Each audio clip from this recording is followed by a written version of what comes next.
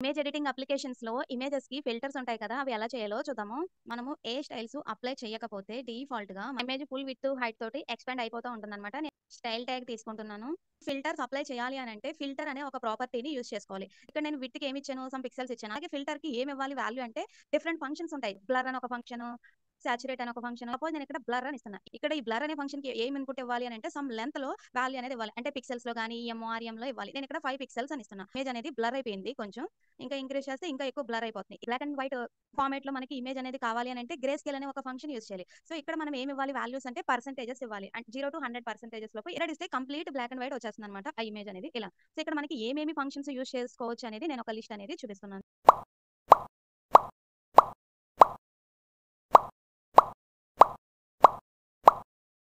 ఈ పర్సెంటేజెస్ ప్లేస్‌లో మనము పర్సెంటేజెస్ ఇవ్వాల్సిన అవసరం లేదు. 0 నుంచి 1 వరకు ఏదో ఒక వాల్యూని ఇచ్చుకోవచ్చనమాట.